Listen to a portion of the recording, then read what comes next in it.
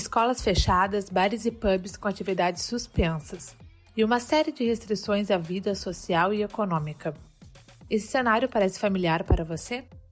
Ele já foi e ainda é a realidade de diversos países do mundo, e agora se repete em alguns deles, como os da Europa, que se preparam para uma segunda onda de pandemia de coronavírus. Enquanto os Estados Unidos e a Índia, por exemplo, estavam vivendo o que era considerado o pico da pandemia, a maioria das nações da Europa retornavam à atividade econômica após um período de lockdown, que controlou a primeira onda da pandemia no período do verão. Agora, as infecções europeias vêm se mantendo em uma média de quase 100 mil por dia, obrigando governos a adotar uma variedade de restrições severas, e cada um deles tentando calibrá-las para proteger a saúde sem destruir os meios de subsistência. No Direto ao Ponto desta terça-feira, vamos conversar com a Fernanda Noschang, estudante gaúcha que reside em Portugal, para entender o temor e o reflexo do agravamento da pandemia pelas impressões de quem vive a realidade local. Eu sou Brenda Fernandes, sejam bem-vindos.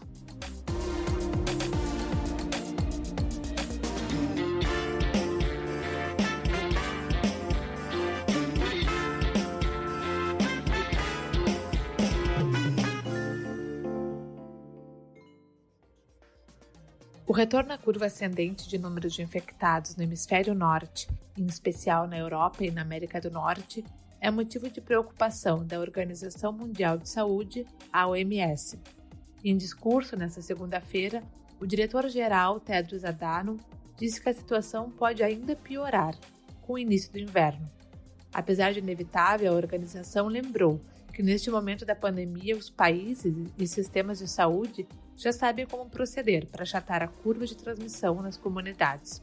Até o último domingo, os países europeus já haviam registrado mais de 250 mil mortes pelo novo coronavírus, equivalente a 1/5 de todas as mortes do mundo por Covid-19. Em relação aos infectados, o volume chega a 7,3 milhões de casos confirmados, sendo mais de 700 mil casos e 8 mil mortes apenas notificados na última semana, conforme a OMS. O aumento é de 34% em relação à semana anterior.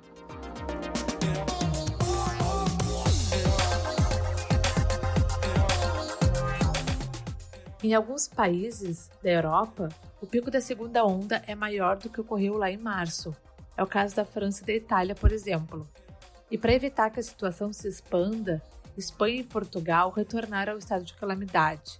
A Suécia restringiu severamente a circulação de pessoas nas ruas e tornou obrigatório o uso de máscara. A França, que vive um dos piores cenários da segunda onda, passou a ter toque de recolher em Paris e outras grandes cidades pelo período de 4 semanas. A Fernanda Noschang, ela mora em Portugal. A pandemia chegou mais tarde no país português do que em outros da Europa, mas agora a região vive o temor de elevar os números frente à segunda onda da pandemia. Nesta terça-feira, o país registrava mais de 103,7 mil casos confirmados e mais de 2,2 mil mortes por coronavírus. O volume mais alto de infectados por dia ocorreu no dia 16 de outubro, com 2.608 casos. Para vocês terem uma noção, antes de outubro, o número mais alto de contágios por dia era de pouco mais de 1.500 casos, que ocorreu lá em 10 de abril. E mais cedo eu conversei com a Fernanda para entender como estão funcionando os protocolos e a vida social no país. Confira um trecho.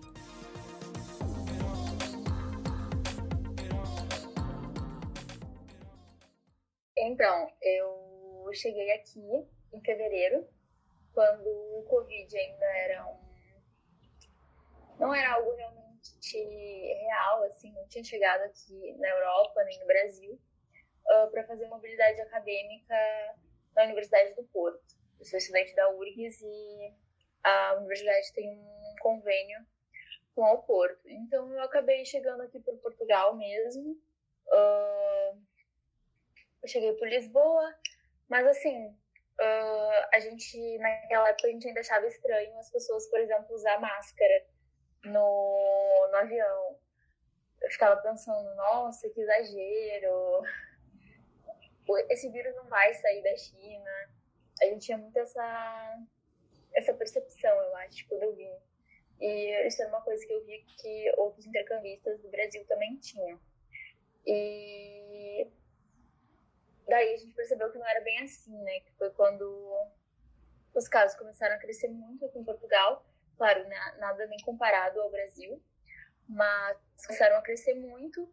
E foi quando, no meio de março, eu acredito que a Universidade do Porto e as outras universidades portuguesas, elas suspenderam as aulas, né? Depois as aulas voltaram pelo EAD. E logo depois o governo já instaurou o lockdown aqui. E a gente ficou, eu acho, 2 meses e meio em casa, basicamente, só podia ir no mercado, podia sair para fazer exercícios físicos, né, dar uma caminhada, mas não tinha aula, a maioria das pessoas estava em regime de home office, e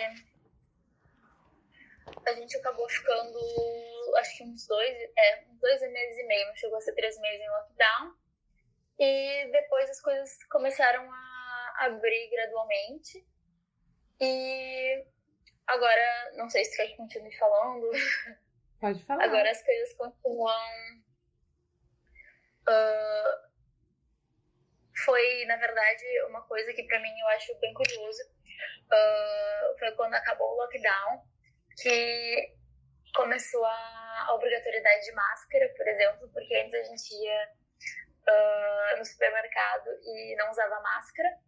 Não era obrigatório, então, pra mim, hoje eu penso isso, eu fico chocada numa coisa dessas, mas as coisas foram abrindo aos poucos, né, os restaurantes, antes eles estavam só em regime de takeaway, daí eles começaram a abrir, as pessoas puderam sair, claro, sempre com limite, no começo era limite de 5 pessoas, por grupo, né, para não gerar aglomeração, depois subiu para 10, depois para 20, agora a gente voltou para 5 pessoas, depois voltou para 10 pessoas, agora voltamos para 5.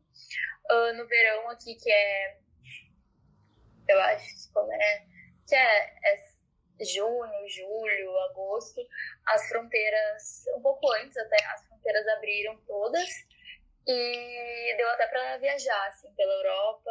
Aqui na cidade do Porto, é uma cidade bem turística e tinha bastante turista, assim, até hoje, às vezes, você vê bastante gente falando inglês, espanhol, e você percebe que não são pessoas que vieram fazer mobilidade ou morar aqui, porque isso tem bastante também, mas são turistas, famílias, enfim, e no verão teve muito isso. Inclusive, no verão eu viajei para a Itália, né? E lá também, lotado, assim. Eu achei lotado, mas as pessoas que conhecem a Itália normalmente no verão disseram que não estava, que os preços até estavam mais baixos por causa do Covid. E fui também para a Grécia, e na Grécia foi uma coisa que me chocou bastante, porque apesar da Itália muita gente não usar máscara e ter toda a questão do histórico, né? A Grécia, pelo menos a primeira onda, eles não tiveram muitos casos nem muitas mortes. Então, era meio bizarro, assim. A gente chegava e entrava dentro das lojas e não precisava usar máscara dentro das lojas. As pessoas não pediam pra gente botar máscara. Parecia que era vida normal, sabe? E foi muito estranho. Foi uma impressão que eu e meus amigos que viajaram comigo, a gente achou surreal. E também na Itália, pela questão de todo o histórico das mortes, de tudo que aconteceu lá na primeira onda, parecia que eles não estavam se importando muito, que eles não tinham aprendido muita coisa, sabe? Mas agora também na Itália eles estão retrocedendo nas medidas, né, contra o coronavírus. Sim. Tu acha que teve um fator meio que padrão entre esses países para hoje haver essa ameaça de segunda onda? Porque o que tu relata é que tanto na Itália, quanto na Grécia, quanto até em Portugal mesmo, houve uma flexibilização, né? Não tiveram tantos protocolos rígidos. Como é que tu avalia isso? Sim. Pois é que como a doença já estava, abre aspas, bastante controlada, fecha aspas, eles resolveram abrir, eu acho também muito por causa do turismo, né? O verão é o auge do turismo deles. E também estava muito tempo fechado, e eu acho que eu até li algumas opiniões de especialistas sobre isso, que as pessoas elas acharam realmente que estavam voltando para a vida normal e elas estavam presas dentro de casa durante muito tempo. E foi uma coisa que hoje eu reflito e eu percebo que eu e os meus amigos, eu acho que eles talvez tivessem essa visão também. Mas aqui, por um bom tempo, eles agora estão voltando, eles deram uma boa segurada, assim. Por exemplo, uma coisa que muito tempo não ficou sem poder é beber na rua. Você tinha que estar em um bar para beber. E outras questões, por exemplo, tem um lugar aqui que é muito... que tem bastante aglomeração, né? Que é um parque, que é o Jardim do Morro, que tem um dos parceiros mais bonitos do Porto. E lá também, durante muito tempo, o parque, mesmo com a retomada, digamos, da vida normal, o parque continuou fechado para que as pessoas não fossem lá, né? E agora tem... Mas eu percebo que eles tentam controlar, só que eu acho que a questão muito é a população também, que ficou muito tempo presa e não... E é difícil, né, lidar com lockdown, enfim, quando tu recebe liberdade de novo. Mas aqui agora a gente estava em estado de contingência há um tempo atrás, agora a gente está em calamidade de novo. E no estado de contingência você só podia beber em bar depois das 8 da noite, se você estivesse consumindo comida, e no supermercado você não conseguia comprar bebida depois das 8. Tinha um limite de 10 pessoas por grupo, né? E tudo isso era sujeito a multa, tanto ao estabelecimento, às pessoas, enfim. Certo. Então eu acho que eles buscam, né, controlar. Sim.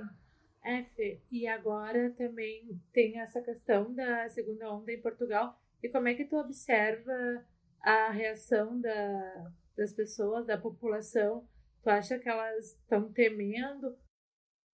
Eu percebo, na verdade, que tem duas reações, assim, uma mais parecida com a brasileira, que eu acho que também é um pouco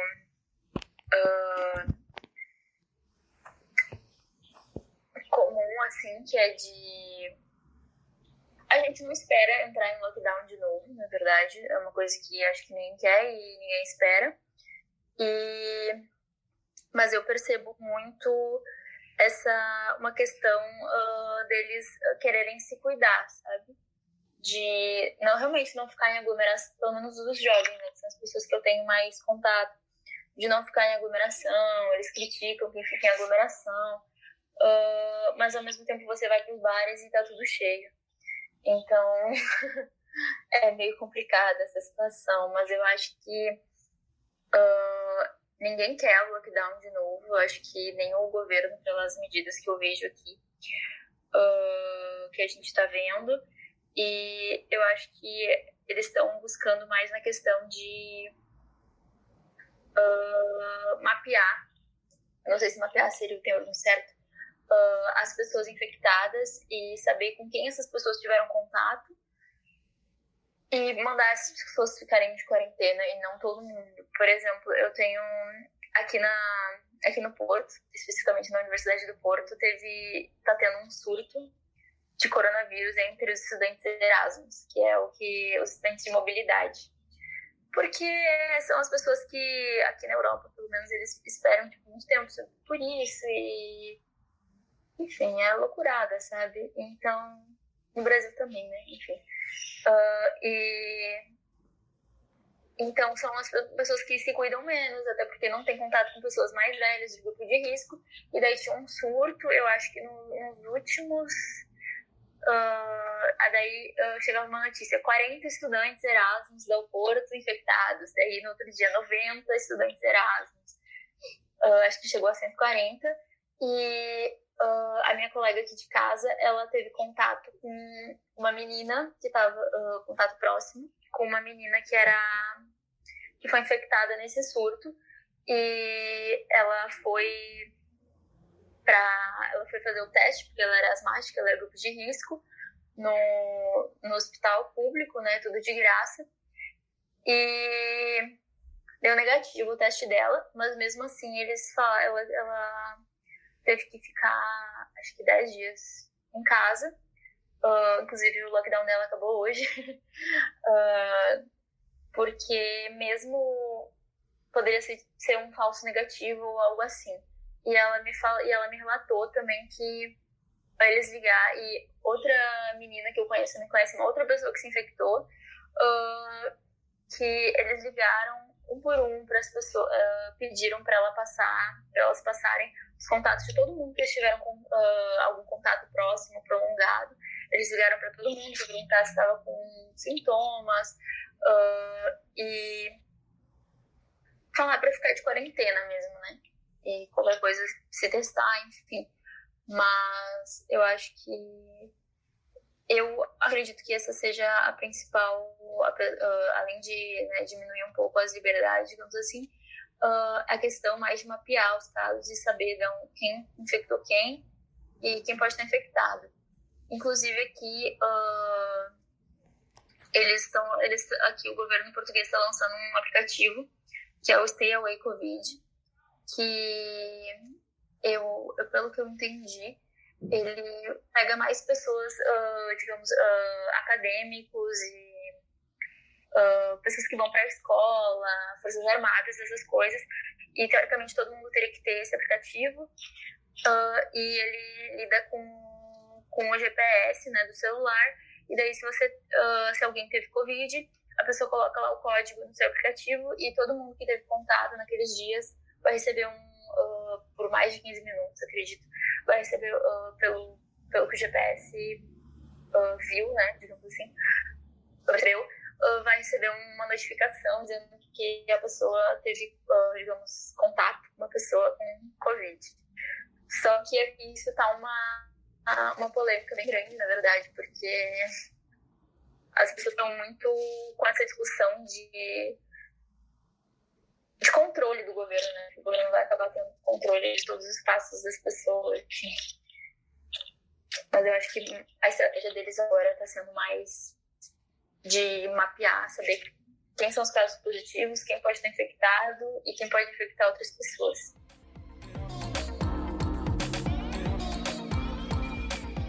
O Direto ao Ponto fica por aqui. Notícias sobre o assunto você confere no site e nas redes sociais do Correio do Povo. A apresentação foi de Brenda Fernandes e edição de Ali Alencar.